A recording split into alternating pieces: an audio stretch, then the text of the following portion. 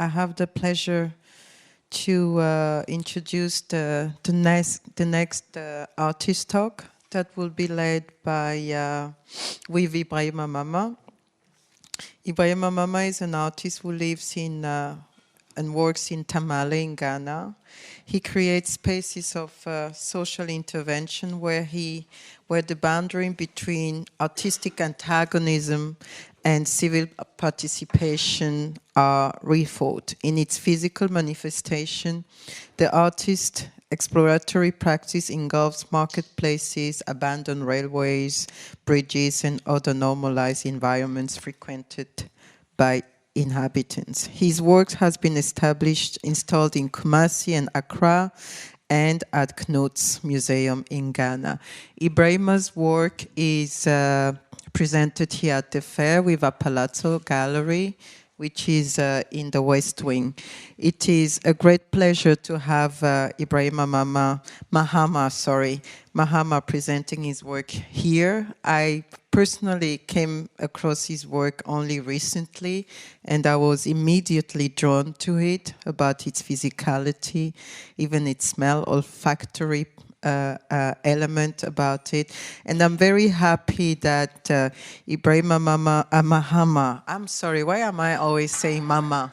Because there is a thing about Mama about it. Ibrahim Mahama will be talking to Osei Bonsu. Osei was, among many things, the master of ceremony of Forum. Now he is on stage himself, and was a project assistant to the whole educational program that I run here at the fair. He is also, beyond that, an independent curator and writer based around London. He contributes to a number of journals, amongst which, very importantly, NKA, the Journal of Contemporary African Art, the New African Art and Art Review. He's currently working on a catalogue essay for the Milan Expo's Art and Food exhibition, curated by Germano Celan, as well as other artist-focused projects, namely an extensive series of interviews. He is the co-author of Art of Bounds, an artist book produced in collaboration with Ibrahim Mahama that will be published by One Star Press in December 2014. It is a great pleasure to have both of you discuss, and because it is, you have you have developed over the past few months, years maybe, a very intimate curator-artist relationship that I think it's very insightful for all of us. So have a nice talk.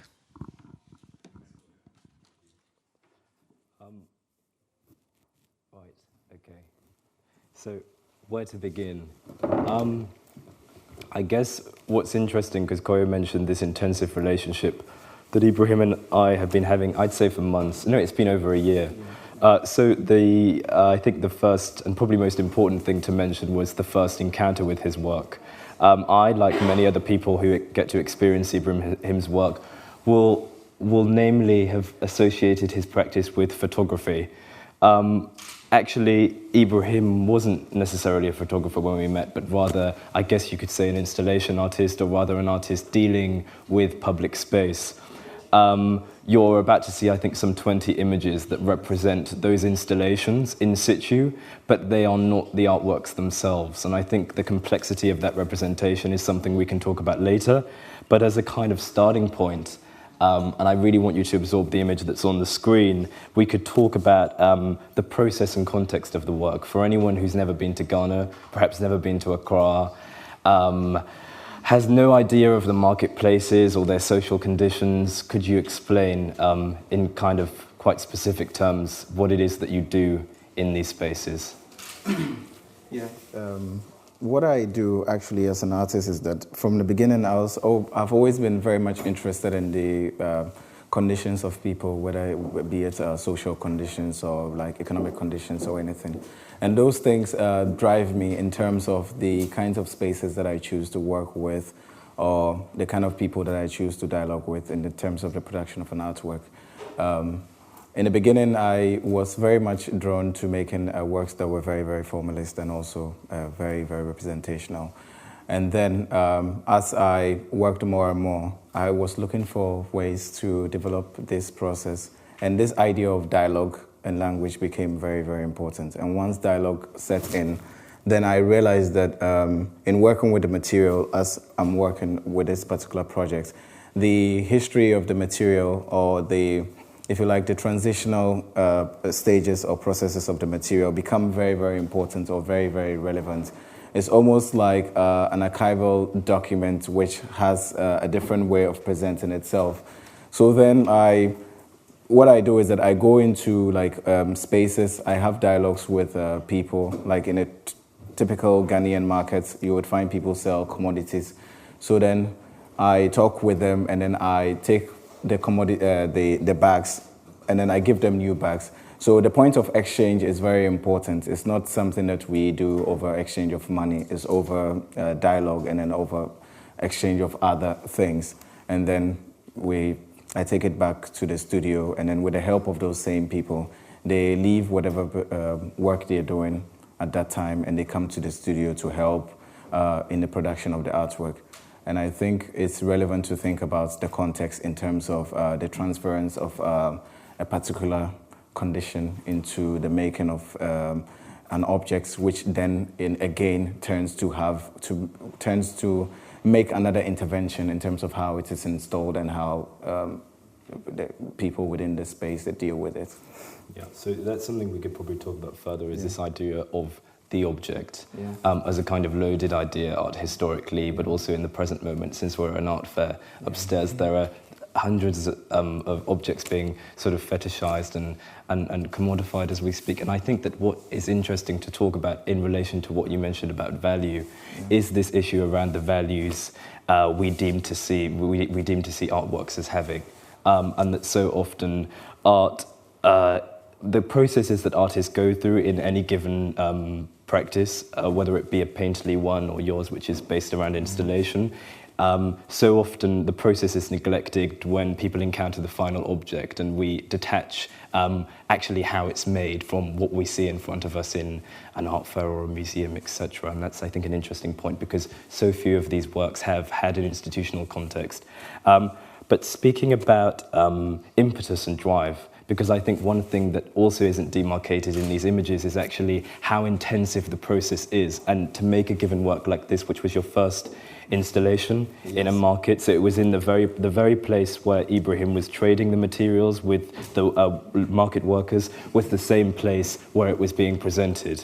And there's an interesting kind of notion at play there that the exchange and the audience, they're the very same people. So the work is being traded, but then it's being presented before their eyes. So in terms of the impetus and drive, and about the public space in Ghana, how would you say working in these conditions is specific and kind of unlike maybe working in, well, you said you had a practice that was representational and object-based before, how this is different, how kind of this type of work, the process involved? I think to think about making work in this way, it already changes the form in which the artwork is seen. Like it changes how the work is presented, because then when I started thinking about producing works that were socially engaging, then I began to think of the works as things that had artistic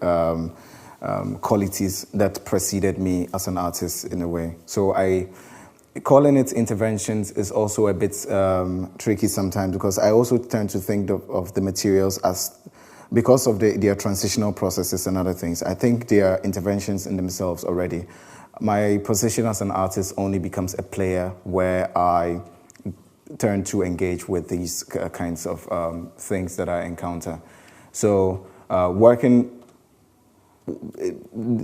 the installations came as a result that in the beginning, when I was making these works, although it was, I had an intention of making a work that would be socially engaging, I wasn't fully much aware of it until I did this very first installation where I went into the site to install the work. But then there were this group of young men who took up the work and then they installed. So then standing back and looking at the whole process of putting my physical labor into the work, it got me rethinking about the very subjects that I was working with in terms of its value and all that. And that was the point at which I started rethinking about the implication of the hand or other people within this same, within the installation. So then in terms of installing a work, then in terms of how it's presented, doesn't solely come from my vision, sole vision as an artist in terms of how I want the work to look. And also, there is a certain sense of occupation already dwelling within those spaces, because people, although it might be a public property or maybe a government-owned space where people are just trading in, you also have to understand that as an artist, I believe that people have the right to physically have a dialogue or determine what happens within those spaces. So then it became very, very important in terms of how I look at the whole process and the... So then I guess we could shift to how these works have kind of been roving projects. To my understanding, you've never presented the same work in any given space more than once. No. So it's been roaming, and it's been roaming from places like Accra to Kumasi, and even in Tamale, where you're from. One of which is a rural context. The others one is urban, the other slightly less urban. One's incredibly pushing forward in terms of its development, both industrial and its methods of sort of capitalistic production. So I would be interested to know why you choose specific sites and how you encounter them in the first place. In the beginning, I wasn't very sure about the kind of spaces I'd wanted to work with. But first of all, I knew that I was interested in working with spaces that, in terms of the ownership of those spaces, was something that was very, very complicated in terms of dealing with it.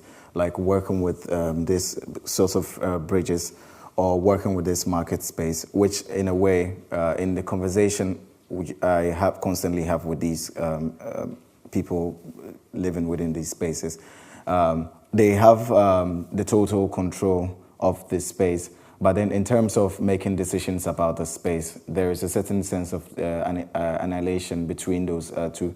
So I found it very interesting, but it was also quite contradictory in terms of how people can live within a space for a long time. But in terms of influences within the space, it's also a bit cutaway. So in terms of negotiating with spaces like this, you almost don't have to go to an extreme to talk to maybe a metropolitan assembly because they own the land. I actually believe that it's more important to have a dialogue, a civic dialogue with the people who are occupying those spaces and who are living, whose lives depend on those particular spaces. And those things, it's not as different as the work that I make. I think the idea of those spaces are already implicated within the work in terms of its structure, whether you look at it formally or you look at it aesthetically or something. So then it's important that in choosing spaces, I'm very particular about who I'm talking to and the current condition of that space. So this particular image that you see was an old railway bridge in Kumasi, which had been used for a very long time. But now people don't really use it much. There was a fence around the railway, so when it stopped, people started walking through the railway to cross from one side of the town to the other side of the town. And as a result of that, people have established businesses and other things. And most of the time, there's this conversation about whether people dwelling within those spaces are legitimate or not. But as an artist, I turn to believe that it's quite legitimate for people to have access to these things and work.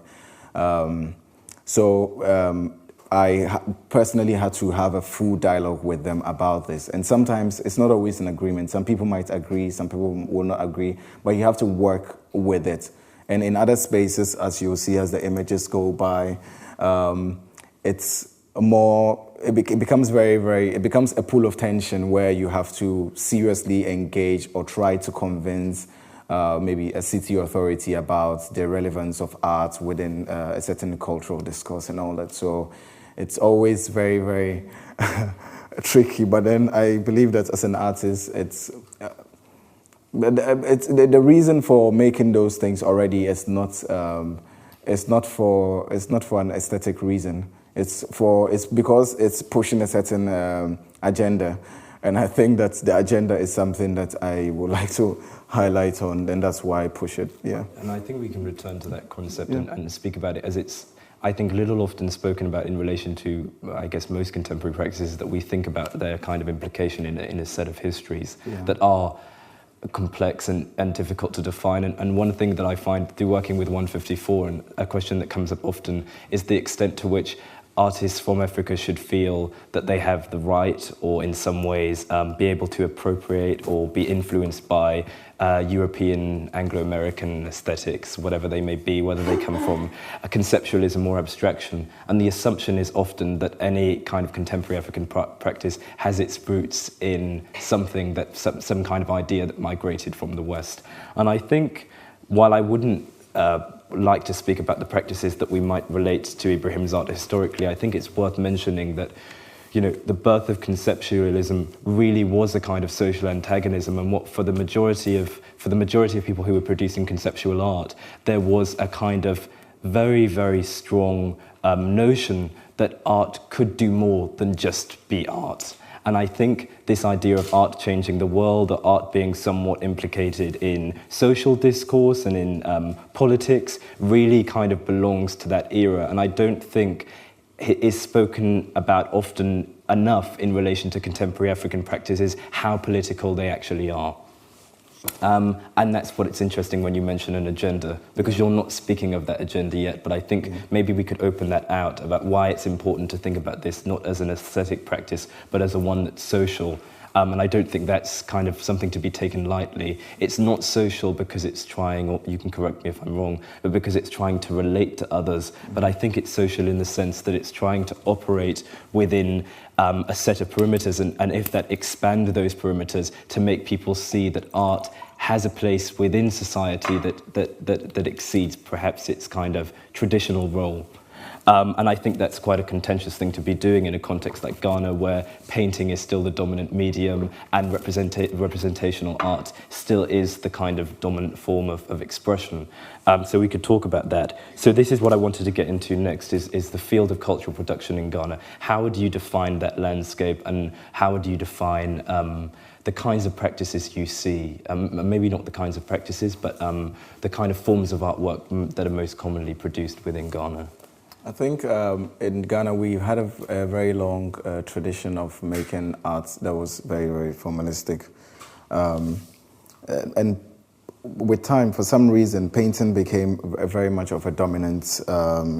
So then people, in terms of thinking about art, it's a lot of people think of art still in a very hierarchical manner. A painting has to be much more favored of a medium, because once you make a painting, then you have to be very formalistic in terms of how you approach the medium and all that. But then when I spoke about the agenda within the works that I do, and why I do some of the things I do, it's also because of some of these things that really got into me as an artist in terms of trying to deal with a system or a society whereby maybe the institutional structures are not really engaging fully with all forms of artistic practices and all that. And it also becomes very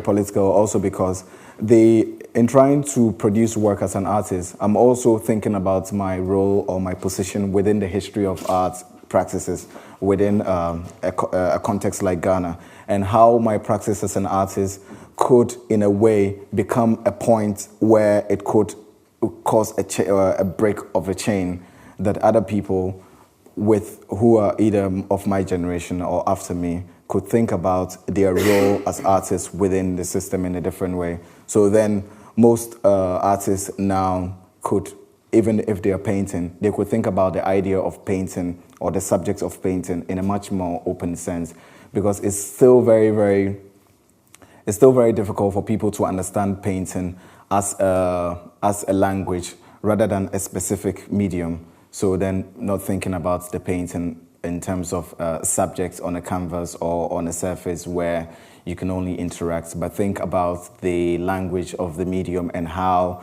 the artist could become very much implicated within that whole system. So, and I think that's an important question, the one of systems, because I think when you first began to work on these projects, there was no doubt that you could make the work alone. You would have needed a team to collaborate with.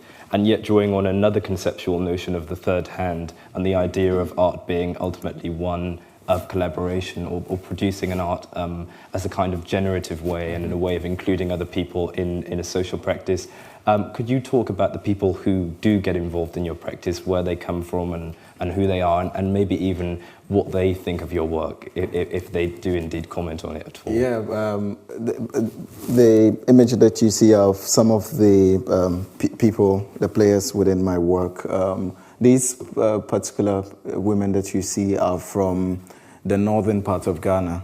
I mostly work with people who have traveled or migrated from one space to the other to do work. And mostly not just any kind of work. Even if I work with people who haven't migrated, I'm also thinking about it in a certain sense of freedom, or also highlighting within a certain particular condition. So I turn to talk with them a lot. In the beginning, it wasn't because this idea about art was still very difficult to talk to them about. So I developed a strategy whereby I engage people on a social level, or I find things about my work that is much more interesting to have a conversation with people rather than talking to them specifically about the process of art making. Because once you begin to think of it purely as making art, then there can never actually be a sense of dialogue or engagement between myself as an artist or the kinds of people that I'm working with. And it's very obvious in my work that I'm very much interested in the conditions of all the people that I work with. So sometimes we have a dialogue surrounding those things, and then it leads to other dialogues, and then eventually some of them are willing to come to the studio to join in the production of the work. And one important thing also was that in terms of dealing with these forms of condition, it became very, very important that irrespective of whoever I work with and wherever they are coming from, at the end of the day, there's a certain sense of equality in terms of how you think about the production of the artwork and who gets involved in it. So I've worked not only with them, but I've worked also with other artists who have graduates from the university, or people who have graduated from university who don't have jobs in a way.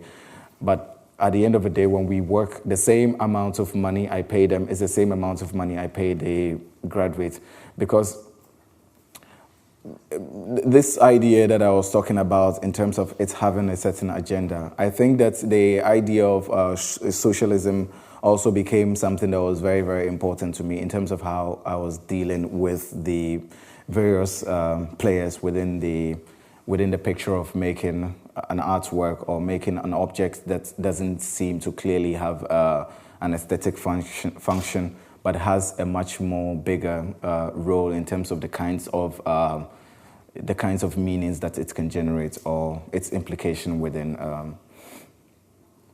society. Well, I think that on that point we could talk maybe about where you feel your art has kind of successfully done what you set out to do, because I know that when these works are conceived often, and I think to explain a little bit about your process, even prior to talking to the women, and I'll try and break it down. So you have an idea of a space where you'd like to work, you're aware that there would be some kind of authority, some kind of authoritative barrier in the way, whether that be a council or a local authority. You would then talk to them and negotiate how that space could be used, if indeed it's a space that has where those cautions are placed.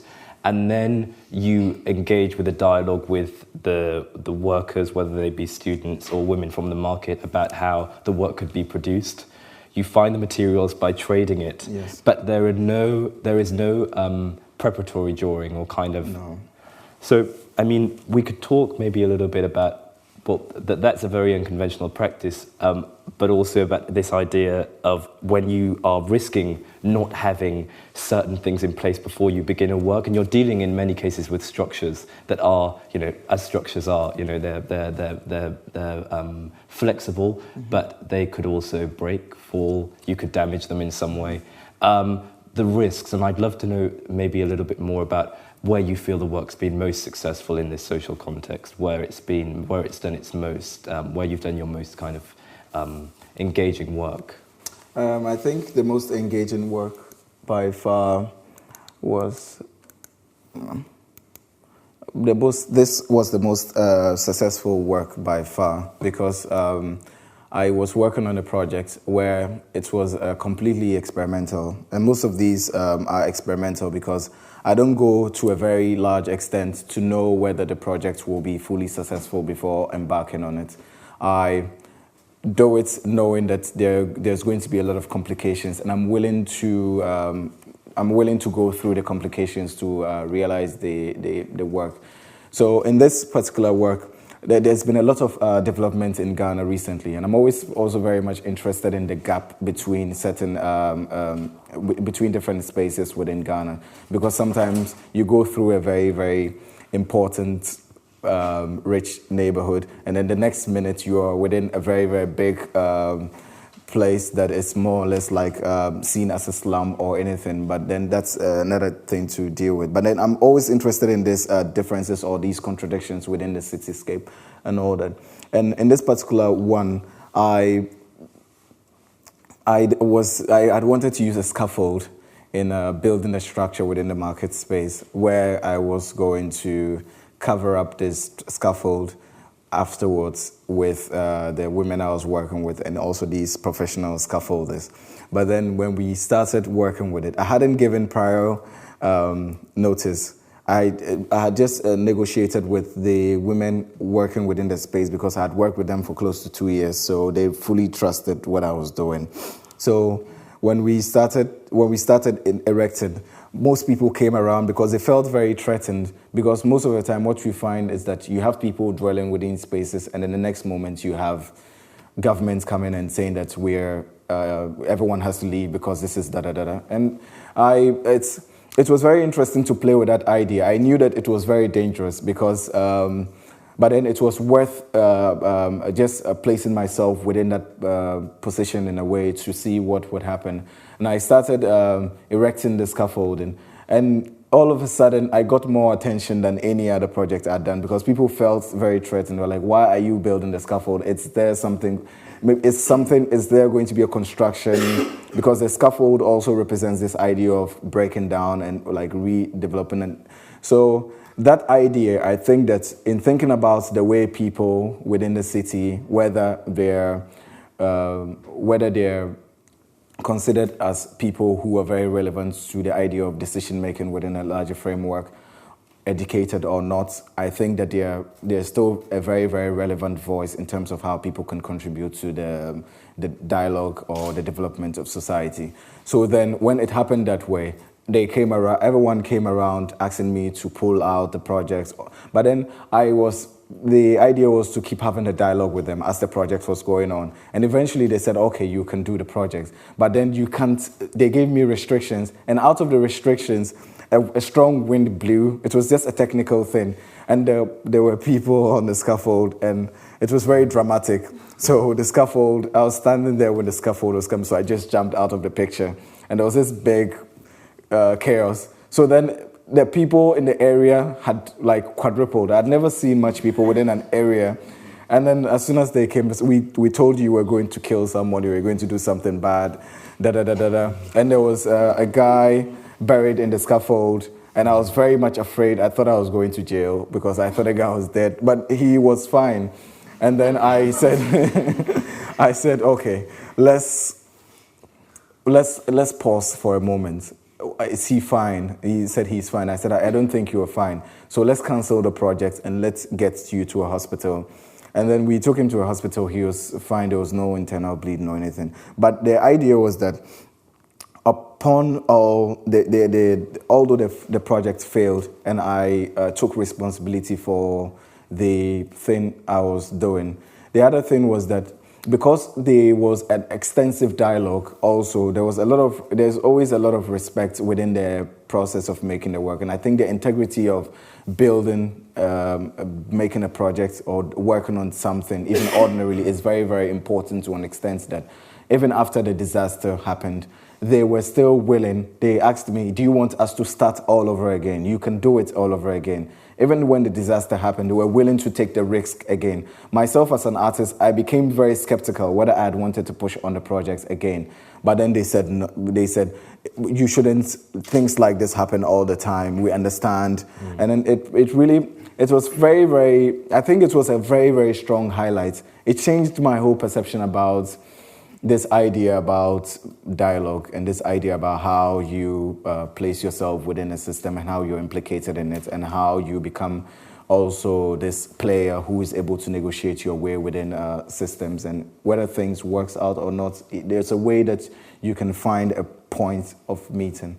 But I think it may also be a kind of good example or kind of a lesson of how your biggest successes could ultimately be your failures. And I think that's something that maybe isn't talked about enough in relation to artistic practices, that there's a lot of failure involved. But you fail in public, which is quite different. So I really wanted to move on to this project because it's immediately, I mean, visually quite different from the others. And it was one that it took a long time for me to adjust to because it was so visual. So maybe I'll introduce the project in some ways. There's a festival in Ghana which is a kind of interdisciplinary music and culture festival called Chaliwote. Chaliwote is a festival that invites numerous artists, musicians, actors, journalists to kind of celebrate Ghanaian vitality and to it's a Pan-African event, right? So they invite people from outside of Ghana to be involved. And it's been seen as incredibly central over the last 4 years, really, because with the exception of a handful of institutions, it's one of the few spaces where artists can show work, and what's so significant is it provides the artists to show performative work, installation work that's being done outdoors.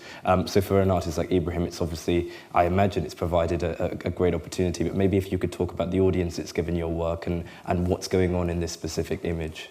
Last year when I was out of school doing the MFA, They approached me about doing a project for Chaliwote. That was 2013, and I felt that was interesting. We had a project with the Asherfort, it was the James Fort prison in Jamestown, where the festival mainly happens. And then I had the chance to make an intervention within the prison, the facade of the prison. And it got quite an attention because it was in the main streets, and everyone who saw the work didn't quite understand what was going on. But then what tends to happen is that we always turn to think that, art or the idea about art is so much removed from certain contexts or certain spaces in such a way that why would you present work within a public context, let's say within Ghana, because people don't care enough about art or they don't understand the language of art. But I think that it's a question of whether artists are willing to push their ideas about their work, because then if we constantly make work that are very, very formalistic or very traditional, we are also aware that those works could only be presented within certain spaces or certain contexts. So people in Ghana would not ordinarily walk into a gallery or a museum, the National Museum, and to want to learn more about what is going on. So I think that it's left for us as artists and cultural players to know maybe kinds of strategies that we can appropriate in such a way that it will be things that people ordinarily will feel a certain need to have a certain sense of dialogue. This one is very different from the work that I make in terms of visually, but I like to think of it as the same. I was originally working with the wax prints from the very beginning when I was working with the material. And I thought about the wax prints because I was collecting those same materials, and then, but I didn't use those materials I was collecting in this work. In this particular work, I bought materials that were produced, that were industrially produced from Velisco, and then their counterparts that were produced in China, and then putting the materials together to create a certain tension between the old and then the new, and then also the idea of taste and how people relate to these ideas over time. Of course, I was very much aware of the discourse surrounding the idea of the wax print and Yinka Shunibari's use of it over the years. But then I always turned to want to think about my work from a different point of view, from a different angle, without necessarily thinking about the authenticity of the fabric in relation to the coal sacks that I was working with. So I was gradually working on this particular piece. It took about 2 years. I was just working on it little by little in the studio, collecting materials and other things. And last year, what happened with Chaluete was that I presented a work which was a combination of the wax print work, which was very, very formal in a way that it looked, and then also the other parts of the work, which was also very, very, which was like the works, the interventions that I do. And I found that most people would stand in front of the work with a wax print because they found it very attractive, very formalistic, so they would take selfies and all that. And I was like, maybe if I present this work that I have been doing, I want to see the response to it. So then when I presented this work, then there was a big selfie fiasco. Everyone, so this idea about people looking at the work in terms of the various relationships between the work and the space was a bit lost in this project. And for me personally as an artist, although by far it was the most successful in terms of having audiences come, interact, touch the work, because people would wrap themselves up in the work. And the other works, people would never even go close to it. But then I thought that it was a failure, because then it still felt very, very, if the work doesn't have a certain formal structure that we could relate to, then there's this idea of not still going close to it. So, but then it was still very exciting to work with the festival, because the festival actually represents this idea of working with artists or art forms that become interdisciplinary, and also it's also around the same agenda that I work with, this idea about working with art in such a context that it bridges certain gaps or blurs certain boundaries. So I think that's the next thing we could talk about.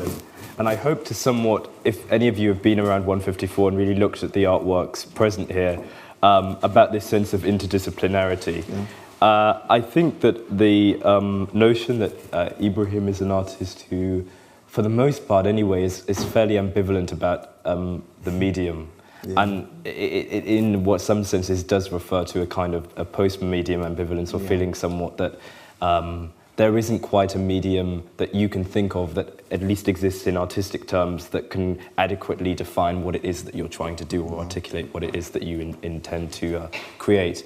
And from that perspective, I think, speaking about interdisciplinarity, it's often when an artist inhabits that space that they most rely on the input, the collaboration, the kind of help of others on quite a simple level. And could you speak about how doing Chaliwote and doing the works in general, I mean, other artists have been incredibly involved in assisting you? Yes. And how you might have assisted them as well. Yes, within aside Chaliwote, there've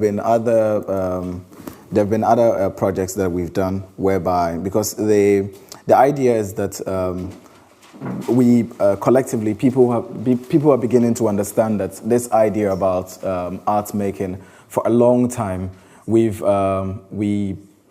there was a lot of energy put into a certain form of art making.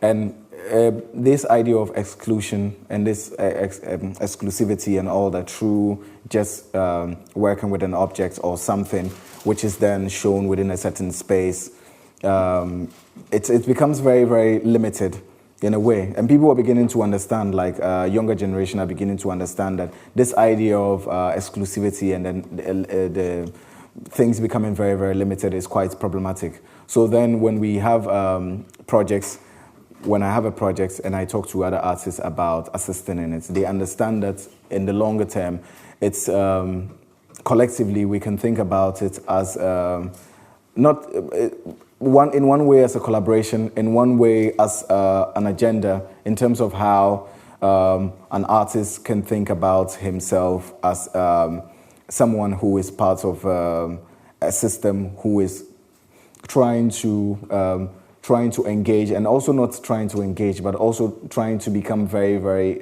influential in terms of how the discourse develops over time. So it's very, very important that during Chalote, I had some of the artists who were showing, some of them were making poetry and things, but then they would climb up to the top of the building that we're working with to assist, because they believe that this idea of they working with poetry, which is something which hasn't been a medium worked with over the years, and then my idea of working with public space and then going through the processes that I work with, there's a certain sense of affinity, there's a certain place where we can have a common dialogue. And we're trying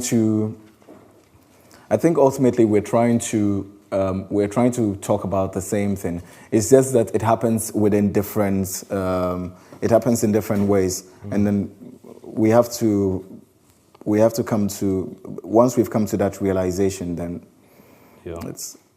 So maybe I think before we open it out to questions, one of the last things I think would be useful to discuss is that how these images all come from a book we've been working on called Out of Bounds, which is really a kind of an artist book, or a sort of it's a kind of curatorial endeavor to some extent, because what it's dealing with is how to represent public space in book form and how to deal with the complexity of indirect access that we're all too aware of when it comes to these works, because very few people will get to experience them in person.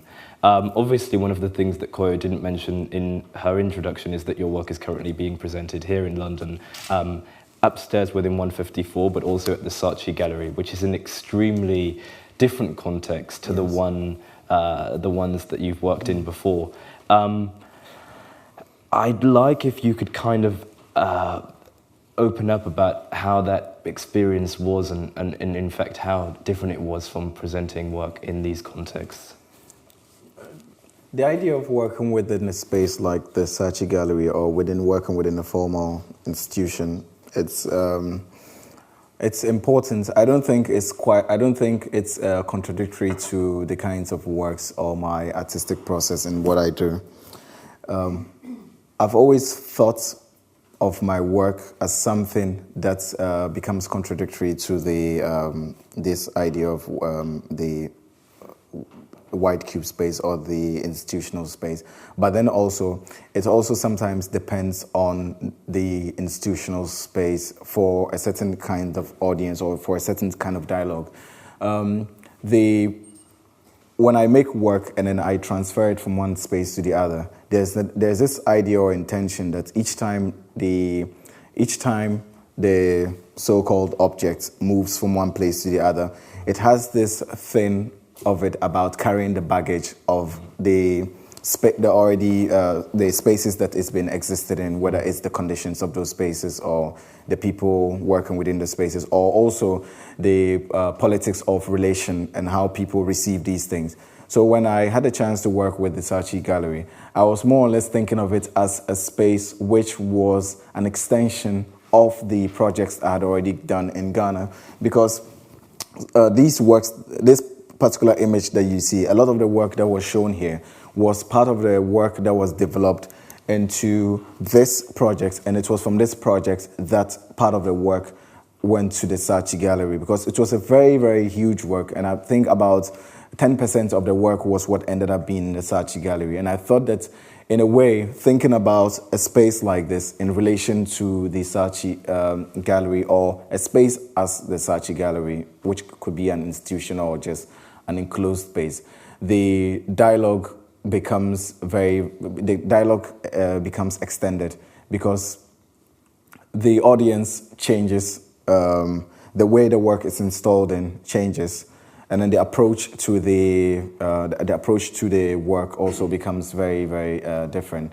Because some of the things I realized that in installing these works, there were things that we did that was very, very informal in terms of how we thought about the engineering of this, because clearly there were not things to hold up the work. There wasn't a budget for it. It was very, very, experimental. But then as in the Saatchi, when we were working, things were very, very ordered and very structured in terms of how the work would be placed. It may be installed in such a way that it will still have a certain formalist tendency that people could still relate to. The work mustn't do this or do that. As an artist, I'm very much aware of how all these things play, and I'm willing to either play along or not play along, but knowing that it has a certain implication on how my entire practice looks. So during the installation, I found the workers dressed up, all wearing all these masks and other things. And back home, in doing the work, it was very, very free. Like, people would just orderly, without anything, just jump into this idea of making the work, because they believed that it was something that was going to be very important. But then this idea of working within a different space also gives you a different perception about how things are received within different contexts. And it's quite important. I wouldn't shun or disapprove of working within such spaces, but then find a way to dialogue. But it's a space that has to be negotiated, because it's a space where inevitably you're less free as an artist. Yes. And then I think if we could touch on slightly, I mean, people are seeing all these works and they're probably wondering, will this ever end? I mean, will you ever run out of spaces to present work within? And I think one thing we could perhaps talk about is not specifically where you see this project going, but if there was a kind of unrealized project or something that you saw yourself wanting to do within the next, few months or years, what would that project look like, and would it indeed be connected to the Occupation series, which is the series we've been looking at? I think the Occupation series, when I first talk about it, was first and foremost was purely political, because I was then looking at how work is perceived. And the work of the artist Santiago Sierra is also very important in terms of how he deals with this subject matter, and how he works with different people, and how people migrate from one space to the other, and the various conditions surrounding these things. So for me, as you mentioned before, the work is not purely, it's post, I see it more or less as a post-material thing, and a post-object work in such a way that when I conceive an idea, like currently I'm working on an idea of working with the Independence Arc in Ghana, where I would be building this monument, and I had a very funny title for it, like a monument for the workers or something, in celebration for the workers, which was supposed to be a monument built upside down, and then the act of freedom and justice, which is in the year of independence on the arc, but then have it built in such a way that it will occupy a certain building or a formal architecture between the space between the two forms of architectures, in such a way that there would always be a strong tension, and built in such a way that this fallen or this ridiculed monument becomes larger than the architecture, which also has its own connotations and all that.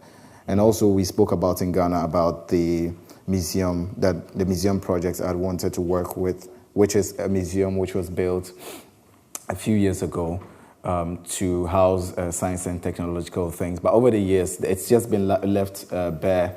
So you have squatters living within this space. But I'm interested in working within this space and not taking the people out of the context of the space, but then just presenting an artwork or an intervention within the space in such a way that both the people living within the space and the objects that are presented in the space have a certain sense of dialogue. Sometimes it's very, very contradictory, or as an artist, you might not fully have control. But I like this idea that you lose control over it, and it forms, it builds its own language.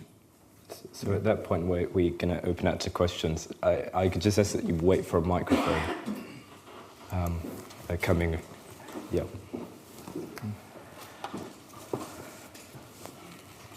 To what extent do you think that your work sort of needs explanation about this dialogue that you've had when it's been made, when it's presented in an exhibition space like the Saatchi Gallery?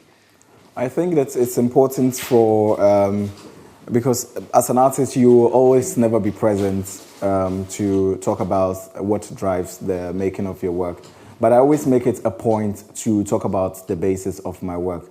And I think that in presenting it in a context like the Saatchi or an institution, already there's a formal structure in terms of a catalog or in terms of a write-up. So I think that the voice of the artist, of course, there'll always be many forms of interpretations from different kinds of audiences and how they receive these things. But then the catalog and other things become this way of reading the meaning, or directing the reading of the meaning into the work. In the other spaces that I work with, like these spaces, it is not done as an artwork. It's done more or less as an intervention. So you wouldn't find me doing an exhibition poster or talking to people and saying, I have an exhibition. It takes a long time to make, but then when the work happens, it just happens, and then it goes off without any notice. So they are totally two different things. But then I understand once it's presented within the Saatchi, all these things about formalism, like presenting, writing a catalog, writing an essay and other things, presents insights into reading the work within the context. Yeah.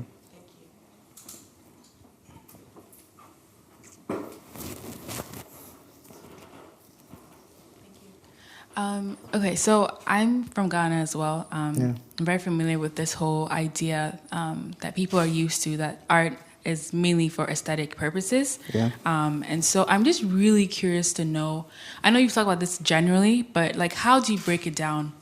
How do you explain to people what exactly your purpose is, and how do you get them to understand what it is that you're doing in the way that they're convinced that they want to be part of it?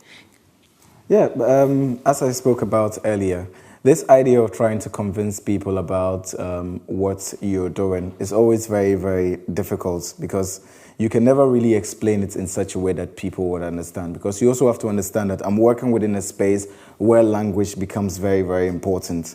So if I can't explain myself well in the local language as I can explain myself well in English. So if I'm going to talk, although I speak a lot of local languages, but I can't find a form of expression. So that's why I spoke about this idea of having dialogue around the conditions of the work, or what the implications of the work. That is the point at which we can start having a dialogue with. Because most of the time, when I present this idea to them, whether it's through a picture of an installation that is already done, and I talk to them about this idea of working with a certain social condition and all that, then this idea of storytelling becomes this point of dialogue, because they tend to have all forms of stories about their experiences of moving or trying to deal with the system and all that. And through that, they find a lot of meanings in terms of what the project is about. But then dealing with it purely from an artistic point, it becomes difficult, because how do you explain to them about the ideas of minimalism or conceptual art, or maybe defining what installation is? And I'll pick up on that point and say that it's an interesting question of how one then starts to write about an art form that ultimately isn't being produced to be understood.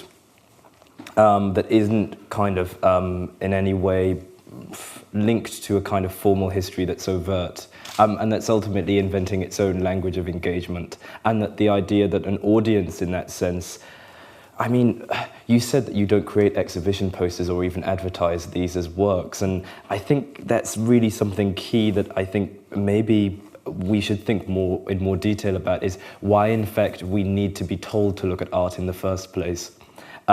Is it indeed that an artwork can exist without having us direct our gaze towards it, can it be part of the everyday? And I think that's the experimentation in some ways that's going on here. Yes. A follow-up question. So by the time you finish the project and you put up the art piece, is one of your goals to ensure that they feel represented, or that their experience or their experience, their social status, economic status, is it to feel that they have contributed to the project or contributed to what is put up there? Is that Are you one of talking your about goals? the people that I work with? Yes, or like let's say in this setting, in the marketplace, you want them to feel part of what you're putting up. No, I don't think it's this idea of if I think about it in that way, then it becomes very, very literal. And I think also this idea of the integrity of the work that I do also becomes very, very lost or very. I think NGOs would love it if that was your intention. Yes, yeah. But for me, I tend to think that I tend to take my work very seriously, and I tend to think that it's very serious in terms of how I approach it, and in terms of installing and also having different forms of engagement with people. Sometimes it turns not to be very serious because you can't be over serious with everything. You have to find a way to deal with things, and it's not necessarily to, as you asked, to show that they've contributed to it or all that. This idea of contribution also becomes very something to look at because that's what we do. I always have problems when I wake up in the morning and I take a newspaper and I open up a paper and then there is the picture of the president and it's cutting a sword or saying, "Oh, we've donated or we've done da da da da." I'm like, the world doesn't need to know it. It's fundamental. It needs to happen, and it's a purely NGO mentality to me. So I'm much more interested in that. I'm much more interested in the dialogue that happens and not this idea of celebration or trying to make a formal or a direct implication. No. Okay. Hello, my name is Solveig Ovesen. Hey. I had a question in relation to both the understanding of the work here and to this idea that it seems like a big monument for also manual labor. I don't know what you think about that. And also I walked into Saatchi this morning and I think that's a message that is somehow clear and full of a lot of aura here, because a lot of the audience here will be quite far away from this needle with the thread. What's your opinion about that? And yes, also monumental part. Yeah, this idea of manual or labor implicated in the work, I think it's one of the fundamental ideas or issues in my work. Sometimes when I do talk about my work and I talk about the processes and all that, I kind of hope that the idea of labor is something very strong, but I don't talk about it directly in terms of how I articulate my work. But then it's very, very important that this idea of, because what happens is that with this particular material, it's industrially produced. So when I have it, what I have to do is that I have to go through a process of destroying that to break the chain of the industry and then put it together by the hand gradually. And I think it's in a way of commenting on how labor is exploited in a general or in a much more global context, because then it's important that whatever work I make, although it might be specific to maybe a geographical context or within a specific context, but then its implication is much more greater in terms of how we view the world, in terms of how people move from one space to the other to extend their livelihoods and all that. But what I like is the idea that the work isn't an illustration of labor. So it's not as though you're trying to say that, the way in which the work holds itself or kind of situates itself in public space isn't a monument to the labor of these women. I think has more to do with this idea that process. You know, what we talked about at the very beginning, the idea that you'd begin a process that was social and not necessarily concerned too much about the aesthetic, but much more concerned with the idea of how society may be useful in the creation of an artwork. It's the very production that is about labor, but the labor isn't a theme in the work. I think that's an important distinction. Just one more question, I think, then we're out of time.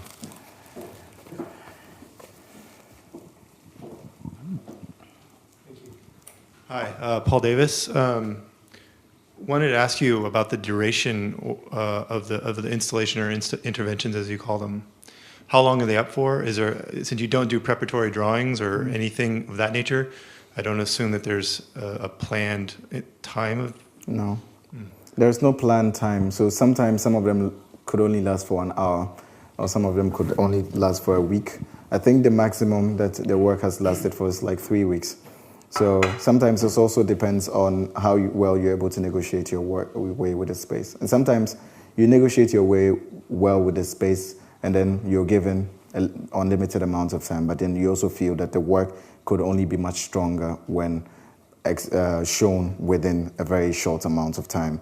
So it's mostly between hours to the maximum I've ever worked with was 3 weeks, and so it depends on the space. And is there one more short question? Oh, go ahead. Hello. yeah. Would you consider to attach your work to a helicopter? A helicopter. Yes. Is that an unrealized project you've never told me about? Yes.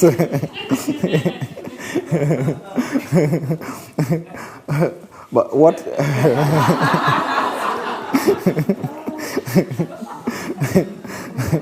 I want to know what prompted that question. I was absolutely serious because it was interesting to me. How much does it mean for you to choose a certain location, and is it necessary for you to find a certain place where your work will be lying down? And do you want it to rest, or do you want it to move? I think this idea of position, whether it is stationary or it is static, or whether it is on the floor or it is on the wall, also comes down to this idea of negotiating.